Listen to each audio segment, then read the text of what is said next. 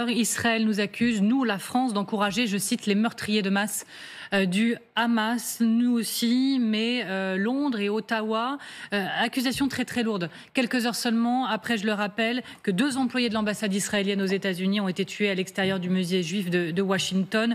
Le tireur présumé appelé à libérer la Palestine. Les dirigeants français, pour être tout à fait complets, canadiens, britanniques, ont annoncé le 19 mai dernier des mesures concrètes en cas de poursuite des manœuvres militaires israéliennes. Et voilà ce que ça donne pour la réaction de Benjamin Netanyahou ces dernières heures.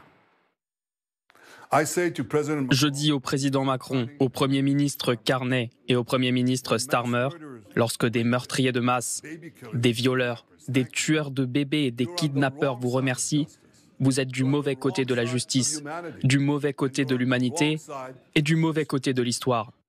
Ces dirigeants peuvent penser qu'ils font avancer la paix, mais ce n'est pas le cas. Ils encouragent le Hamas à continuer à se battre pour toujours, en leur donnant l'espoir de créer un deuxième État palestinien. Voilà, les mots sont forts. Alors, sommes-nous du mauvais côté de l'histoire? On en parle avec mes invités que je salue ce matin et avec bonheur. Isabelle Saporta, bonjour. Bonjour. Ravi de vous retrouver. Vous êtes éditorialiste à RTL. Bonjour à vous, Nicolas Bouzou. Bonjour. Ravi également, économiste et essayiste. Bonjour, Guillaume Requette. Ravi tout pareillement, directeur de la rédaction du Figaro Magazine. Et bonjour à vous, Philippe Val, ancien directeur de la rédaction de Charlie Hebdo. Avant de vous entendre, on prend la direction du terrain de Tel Aviv, plus précisément. Bonjour, Gwendoline de Bono. Vous êtes sur place avec Camille Souhaut. Quelle attitude constatez-vous à l'égard de la France ? Écoutez, ce qui est clair, c'est que la crise entre les deux pays se sent, qu'il y a une charge du gouvernement israélien à l'égard de la France. Hier, avant Benjamin Netanyahou, qu'on vient d'écouter, pas moins de 2 ministres ont déclaré que la France et le Royaume-Uni avaient leur part de responsabilité dans le meurtre du couple qui a été assassiné devant le musée juif de Washington, avant que Benjamin Netanyahou, pour résumer, accuse la France d'aveuglement. Ce qu'il faut comprendre, c'est que pour ce gouvernement qui est, on le rappelle, le gouvernement le plus à droite de l'histoire d'Israël, eh bien, toute critique de la conduite des opérations à Gaza équivaut à être contre Israël. Hier, Benjamin Netanyahou, on l'a entendu, a de nouveau évoqué l'autre grand sujet de crispation entre la France et l'État hébreu, c'est la reconnaissance d'un État palestinien envisagé à la fois par Paris et Londres. Pour le Premier ministre, il s'agit d'une récompense offerte au Hamas pour le 7 octobre. Et en réalité, on le sent quand on discute ici avec les officiels, c'est un pas que redoute le gouvernement israélien. Et d'ailleurs, selon une source israélienne, des mesures de rétorsion sont envisagées contre la France en cas de reconnaissance de l'État palestinien. On le voit, l'ambiance est électrique. Toutefois, hier, nous étions avec 2 généraux israéliens qui faisaient un autre constat plus modéré. La conduite actuelle de la guerre nous isole, je cite, et il faut que le gouvernement sorte Israël de cet isolement. Merci infiniment. Gwendoline de Bono avec Camille Souhaut depuis Tel Aviv. Merci à toutes les deux. Alors, en effet, le chef de l'État avait ouvert la voie à la reconnaissance de l'État palestinien en avril dernier. Je vous pose la question, dans les termes posés par Benjamin Netanyahou, sommes-nous du mauvais côté de l'histoire? Isabelle Saporta. Ce qui est dramatique aujourd'hui, c'est qu'on est au fond, tous autant qu'on est, en faisant partie de la communauté internationale, sommés de choisir son camp, alors qu'au fond, il n'y a aucun camp à choisir en fait. C'est-à-dire que ce qui s'est passé le 7 octobre est inadmissible et c'est insupportable et c'est effroyable. Ce pogrom était insupportable. Et oui, la guerre qui est menée contre Gaza par ce gouvernement Netanyahou est elle aussi insupportable en fait. Et on est au fond, aujourd'hui, on voit bien d'ailleurs dans la politique nationale, dans tous les pays du monde, au fond, chacun choisit ses victimes et ses morts.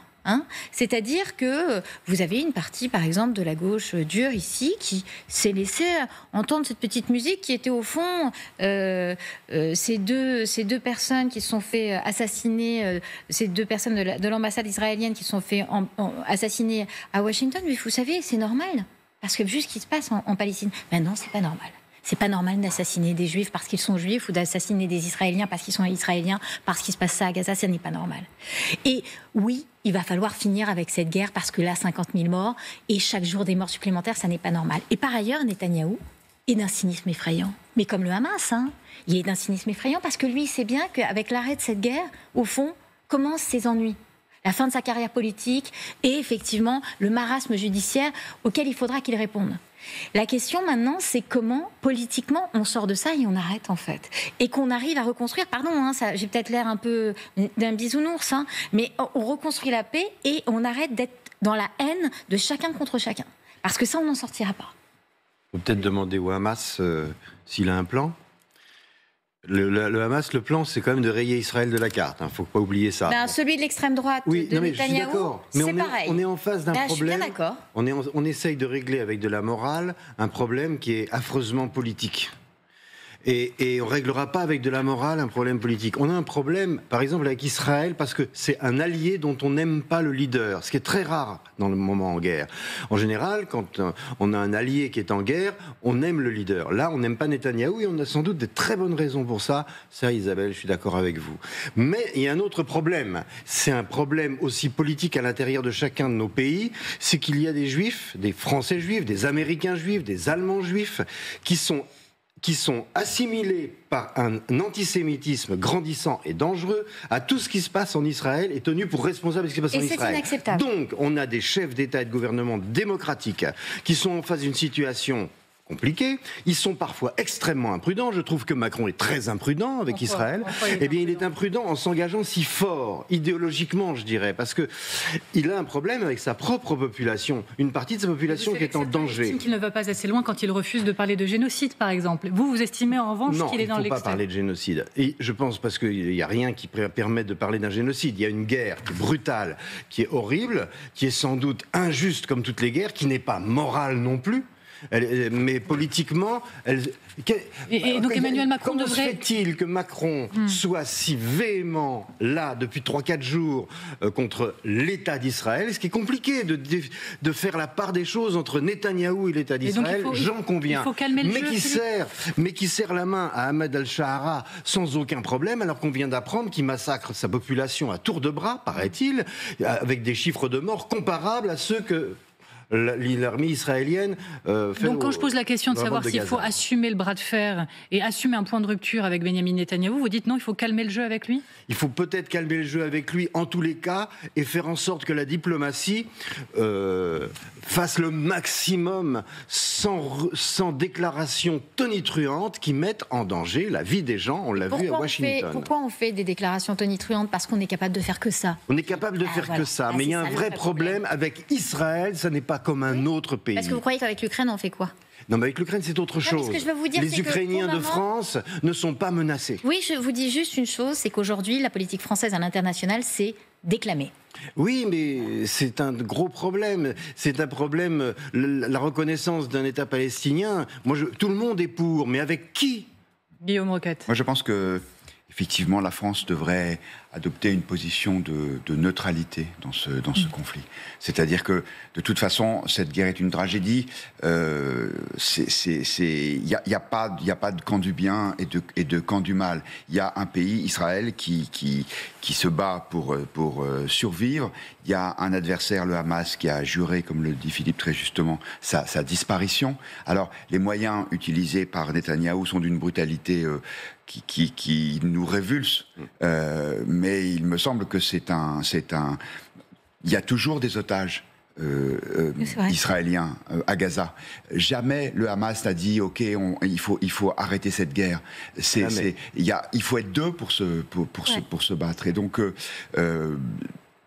on peut pas soutenir Netanyahou, c'est pas possible, parce que, encore une fois, d'un point de vue moral, ça choque tout ce que nous sommes et tout ce que nous pensons. Mais pour autant, je pense qu'il faut dire, ce sont vos affaires, et c'est un peu une solution de retrait par rapport à la gravité de la situation, mais c'est pas satisfaisant du tout, mais moi j'en vois pas d'autres. Alors je vais aller beaucoup plus loin dans le questionnement. Est-ce que la France, par son attitude, par les mots de son président Emmanuel Macron, est responsable d'une forme de montée de l'antisémitisme? Je sais, la question comme ça, elle est violente, mais ce sont les termes violents qui ont été posés par exemple par l'ambassadeur d'Israël aux États-Unis sur la France. Regardez.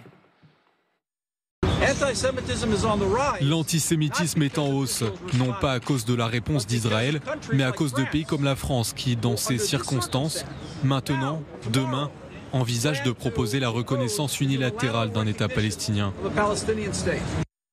Nicolas? Non mais ça c'est du chantage. C'est du chantage, ça veut dire si la France ne reconnaît pas la politique que nous menons, si elle ne soutient pas la politique que nous menons, nous dénonçons la France comme étant un pays antisémite. C'est simplement pas possible. Et ce qu'a dit le Premier ministre Netanyahou, c'est-à-dire dire à demi-mot que la France, le Canada et le Royaume-Uni ont une part de responsabilité dans des morts, dans des attentats qui sont commis contre des Israéliens, est quelque chose qui me semble absolument inacceptable. On peut reconnaître, et c'est mon cas, moi je pense que la France ne combat pas l'antisémitisme comme elle devrait le faire. Je pense qu'elle ne combat pas l'antisémitisme avec suffisamment de force. C'est vrai aussi du Royaume-Uni. Le Canada aussi dans une certaine mesure. Mais on peut parfaitement dire ça et ne pas accepter que l'on soit dénoncé quasiment comme des pays antisémites, où nos gouvernants seraient aussi antisémites. Mais enfin, Keir Starmer, quand vous l'écoutez, il est sans aucune ambiguïté sur ce sujet. McCartney, qui est quelqu'un de formidable, est sans aucune ambiguïté sur ce sujet. Et c'est le cas aussi du président Macron. Donc, on peut parfaitement contester, et c'est à nous de le faire,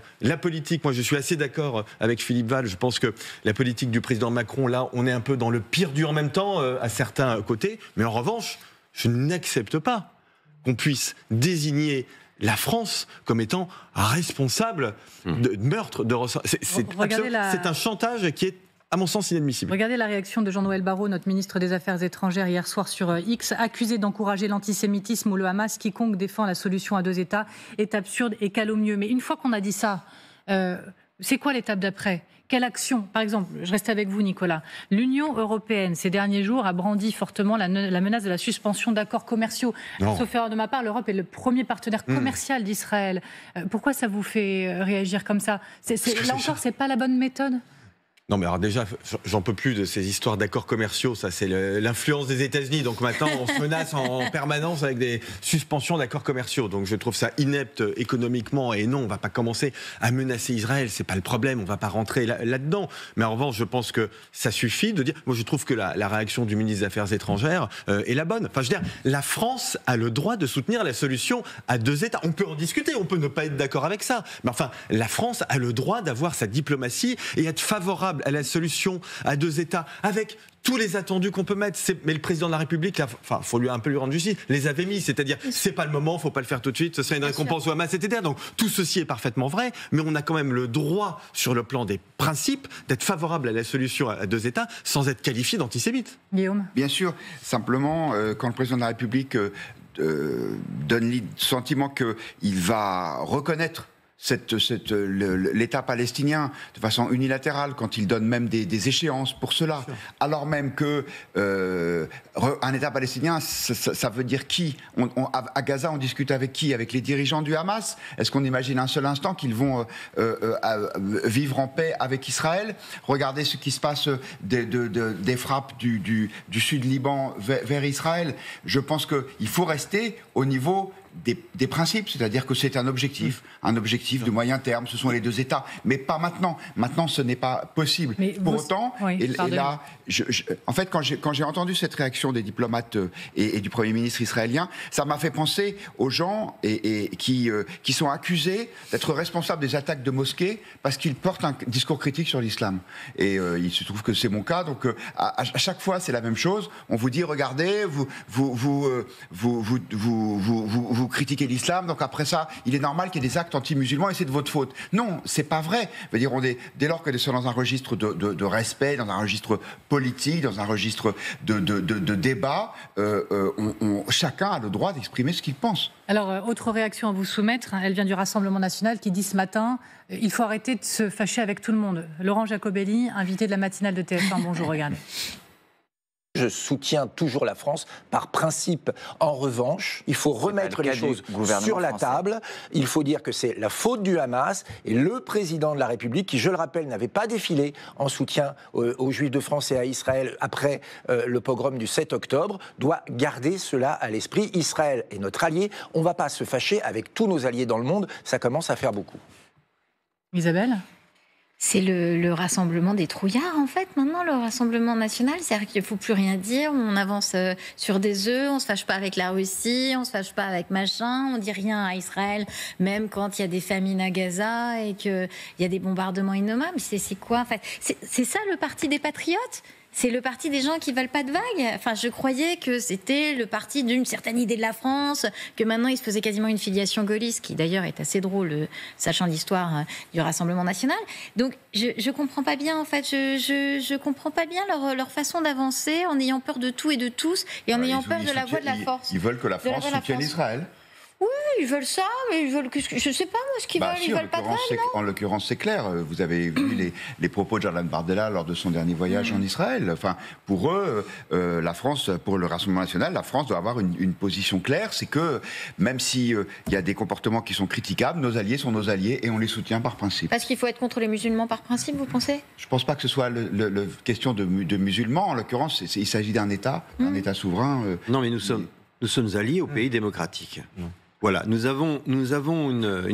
portons ensemble, c'est con à dire peut-être, mais une promesse démocratique. Nous devons être loyaux avec nos alliés démocratiques, plus qu'avec les autres. Même quand c'est Netanyahou.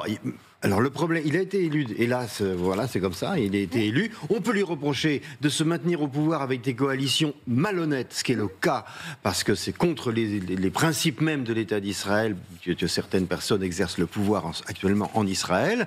Donc, pour pouvoir se maintenir au pouvoir, parce qu'il a sans doute peur des juges, après lui-même étant mouillé dans des affaires de corruption, Netanyahou se maintient au pouvoir avec une politique de fuite en avant. Tout ça, on peut le dire. Mais on peut aussi reprocher terriblement à Netanyahou d'avoir fracturé son propre pays, d'avoir fracturé le patriotisme israélien. Même ça, et d'avoir joué le Hamas aussi. Mais nous, de là où nous sommes, nous devons avoir une réaction non pas morale et émotive, mais politique, et ne pas oublier qu'il y a encore des otages, que la majorité des otages ont été torturés, violés, tués par le Hamas, et que cette guerre ne s'est pas déclenchée pour rien. Et il y a encore des otages actuellement qui sont dans les geôles, dans les souterrains. Je suis d'accord avec vous, Philippe Val, mais combien de temps elle va durer, cette guerre, même si elle a été lancée pour de bonnes raisons ?